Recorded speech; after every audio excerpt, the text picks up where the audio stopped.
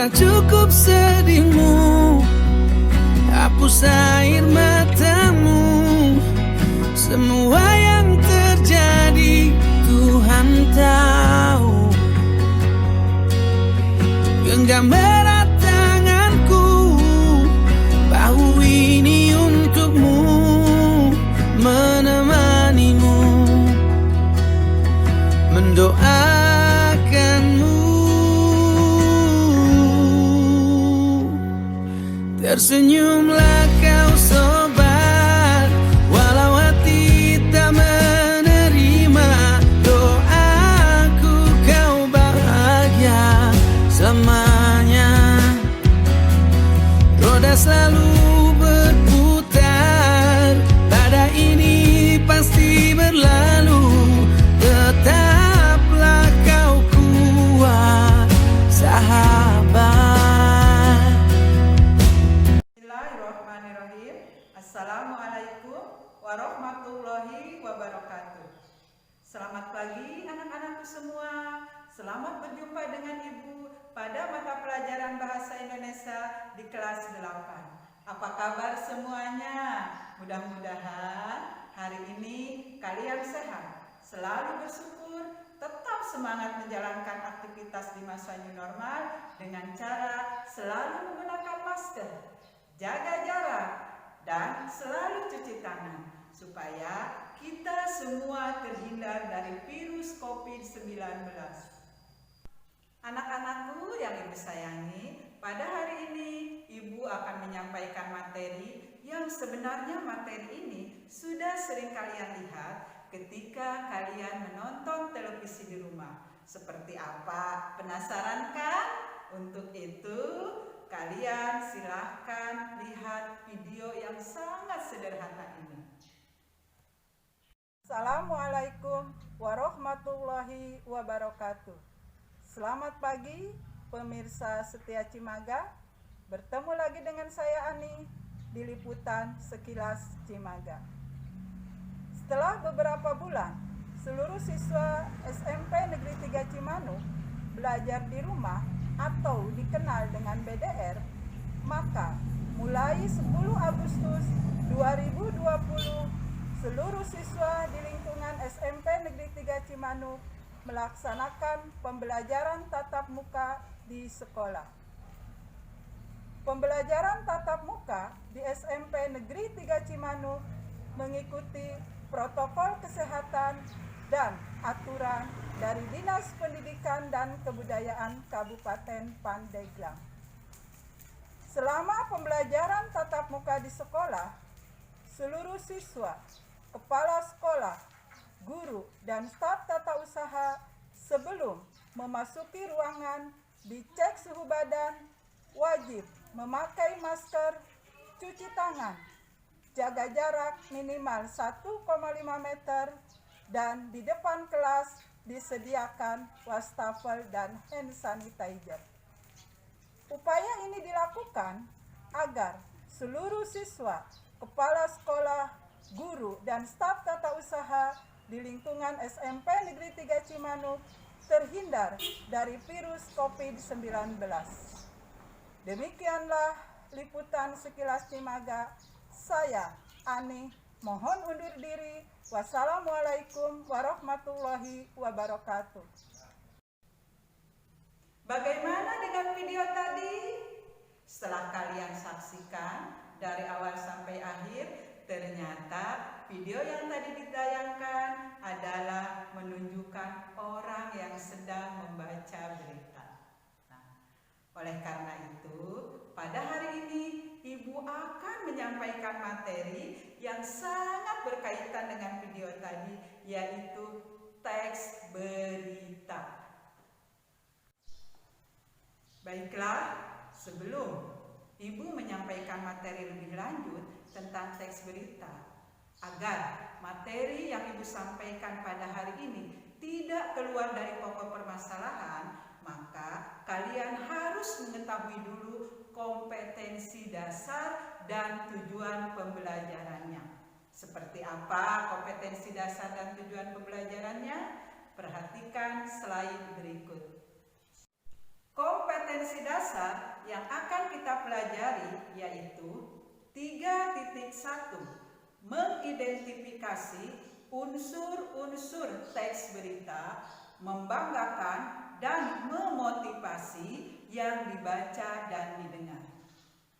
Sedangkan tujuan pembelajarannya adalah setelah kalian mempelajari materi ini, kalian diharapkan 1. Menjelaskan pengertian berita, 2. Mengidentifikasi unsur-unsur teks berita yang dibaca dan didengar.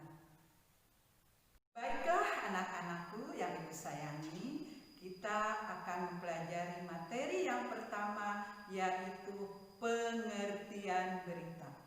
Apa itu pengertian berita? Untuk lebih jelasnya, ibu akan menayangkan slide berikut ini. Pengertian berita.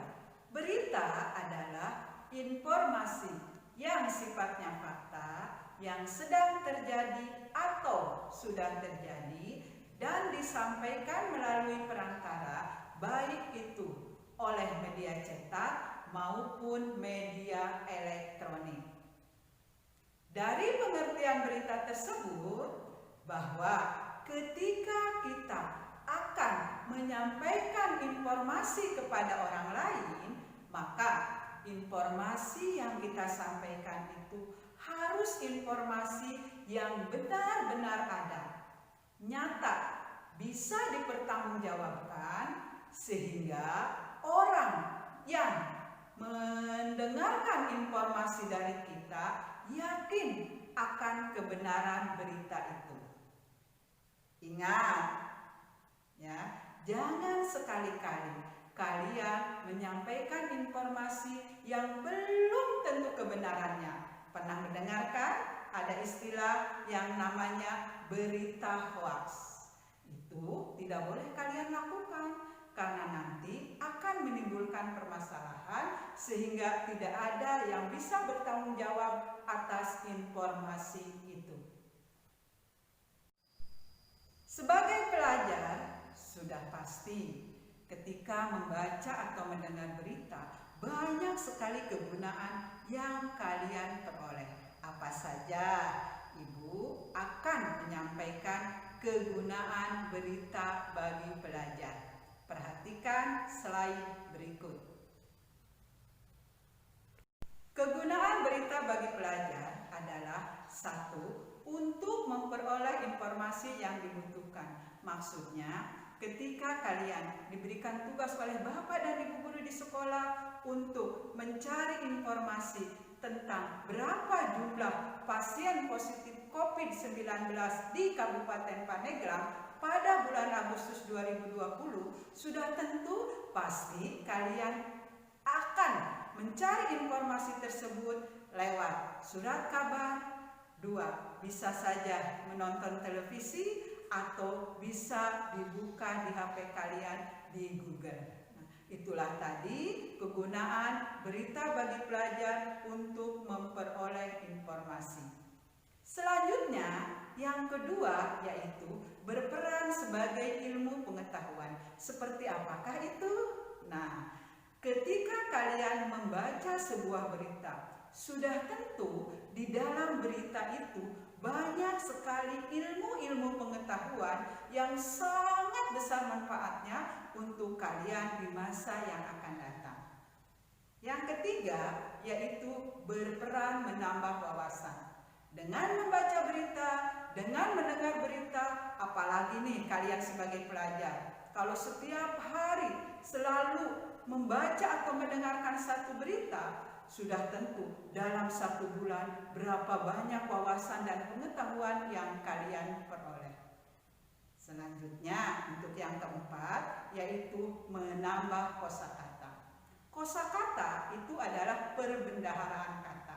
Maksudnya ketika kita membaca berita atau mendengarkan berita, sudah pasti dalam berita tersebut banyak sekali kata-kata yang tadinya belum kita ketahui. Setelah kita sering membaca, maka kita akan mengetahui kata tersebut. Contoh Sekarang kan sedang ramai-ramainya pandemi COVID-19. Bagi pelajar yang tidak pernah membaca, ketika Bapak dan Ibu guru bertanya, sekarang ini ada pandemi COVID-19, apakah ada yang tahu tentang singkatan dari COVID? Bagi siswa yang tidak pernah membaca, mungkin sama sekali dia mengabaikan apa itu COVID. Tapi bagi yang sering membaca, dengan mudahnya dia akan menjawab bahwa COVID singkatan dari COVID Corona Disease. Itulah tadi kegunaan berita untuk pelajar. Anak-anakku yang Ibu sayangi, selain tadi kegunaan berita buat pelajar, ada juga dari mana sih sumber informasi berita itu. Nah, sumber informasi berita itu ada dua. Perhatikan slide berikut. Sumber-sumber informasi.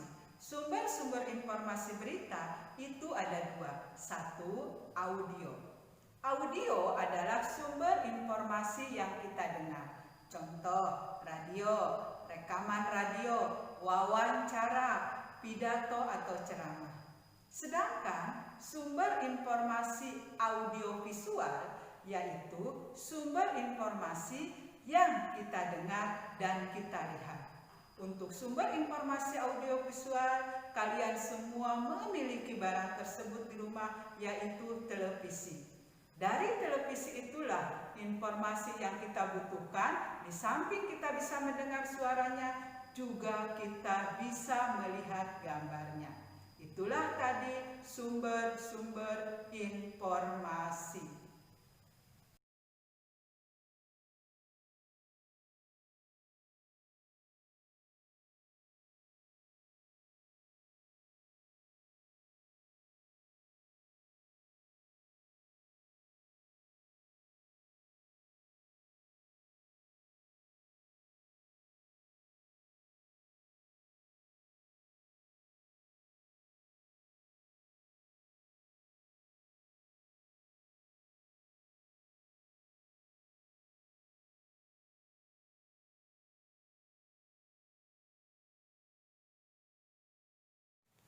Anak-anakku yang Ibu sayangi, selanjutnya kita akan beralih ke materi yang kedua, yaitu mengidentifikasi unsur-unsur teks berita. Seperti apa sih mengidentifikasi unsur-unsur teks berita?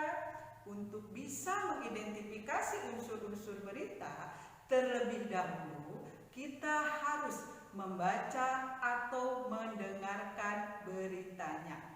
Oleh sebab itu, dengarkanlah berita berikut dengan benar. Setelah beberapa bulan, siswa SMP Negeri 3 Cimanuk belajar di rumah atau dikenal dengan istilah BDR, maka mulai 10 Agustus 2020 di SMP Negeri 3 Cimanuk dilaksanakan pembelajaran tatap muka. Pembelajaran tatap muka di SMP Negeri 3 Cimanuk mengikuti protokol kesehatan dan aturan dari Dinas Pendidikan dan Kebudayaan Kabupaten Pandeglang. Selama pembelajaran tatap muka di SMP Negeri 3 Cimanuk, seluruh siswa, kepala sekolah, guru, dan staf tata usaha sebelum memasuki ruangan dicek suhu badan terlebih dahulu, menggunakan masker, jaga jarak minimal 1,5 meter, dan selalu cuci tangan. Sedangkan di depan kelas disediakan wastafel dan hand sanitizer. Upaya ini dilakukan agar seluruh siswa, kepala sekolah, guru, dan staf tata usaha di SMP Negeri 3 Cimanuk terhindar dari virus COVID-19. Anak-anakku yang Ibu cintai, setelah tadi kalian mendengar berita yang Ibu bacakan, lalu bagaimana cara mengidentifikasi unsur-unsur teks berita? Nah, untuk bisa mengidentifikasi unsur-unsur teks berita, kalian harus menyiapkan daftar pertanyaan terlebih dahulu yang dikenal dengan rumus 5W plus 1H. Perhatikan slide berikut. Rumus 5W plus 1H. W yang pertama yaitu what, apa. Pertanyaan yang dimulai dengan kata apa digunakan untuk menanyakan pokok permasalahan apa sih yang disampaikan di dalam berita itu. W yang kedua yaitu where, di mana. Pertanyaan yang dimulai dengan kata di mana digunakan untuk menanyakan tempat, lokasi terjadinya peristiwa di dalam berita itu. W yang ketiga yaitu when, kapan. Pertanyaan yang dimulai dengan kata kapan digunakan untuk menanyakan hari, jam, waktu, bulan, tahun terjadinya peristiwa di dalam berita itu. W yang keempat yaitu who, siapa. Pertanyaan yang dimulai dengan kata siapa digunakan untuk menanyakan orang atau pelaku yang ada di dalam berita itu. W yang kelima yaitu why, mengapa. Pertanyaan yang dimulai dengan kata mengapa digunakan untuk menanyakan sebab, alasan terjadinya kejadian atau peristiwa di dalam berita itu. Sedangkan H yang terakhir yaitu how, bagaimana. Pertanyaan yang dimulai dengan kata bagaimana digunakan untuk menanyakan proses atau keadaan yang terjadi di dalam berita itu. Itulah tadi rumus 5W plus 1H yang bisa kita gunakan ketika kita akan mengidentifikasi unsur-unsur teks berita. Baiklah anak-anakku semua yang Ibu sayangi, setelah tadi kalian mendengarkan beritanya, lalu yang kedua sudah mengetahui rumus 5W plus 1H untuk membuat pertanyaan ketika akan mengidentifikasi unsur-unsur berita, lalu bagaimana sih mengidentifikasi unsur-unsur berita dari berita yang tadi diperdengarkan? Nah, untuk itu kita siapkan dulu pertanyaannya, lalu kita akan menemukan unsur-unsur berita dari berita yang tadi diperdengarkan. Perhatikan slide berikut. Unsur-unsur berita yang ada pada teks berita yang tadi diperdengarkan yaitu 1. What, apa. Apa informasi yang disampaikan? Maka unsur beritanya yaitu pembelajaran tatap muka di SMP Negeri 3 Cimanuk. Unsur-unsur berita yang ada pada teks berita tersebut adalah 1. Informasi apa yang disampaikan, maka unsur beritanya yaitu pelaksanaan pembelajaran tatap muka. Yang kedua, di mana pembelajaran tatap muka dilaksanakan? Maka unsur beritanya adalah di SMP Negeri 3 Cimanuk. Yang ketiga, kapan pembelajaran tatap muka dilaksanakan? Unsur beritanya yaitu pada tanggal 10 Agustus 2020. Yang keempat, siapa yang melaksanakan pembelajaran tatap muka? Maka unsur beritanya yaitu seluruh siswa SMP Negeri 3 Cimanuk. Pertanyaan yang kelima, mengapa pembelajaran tatap muka dilaksanakan? Unsur-unsur beritanya yaitu karena sudah beberapa bulan belajar di rumah. Yang keenam, bagaimana pelaksanaan pembelajaran tatap muka di SMP Negeri 3 Cimanuk dilaksanakan?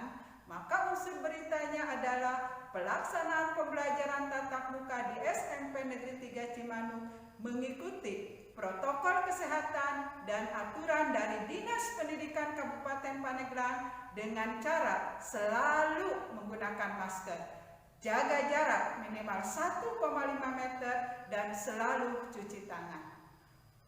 Itulah tadi unsur-unsur berita yang ada pada teks berita yang kalian perdengarkan. Baiklah, anak-anak ibu yang ibu sayangi, tadi kita sudah menyampaikan materi tentang pengertian berita dan mengidentifikasi unsur-unsur teks berita.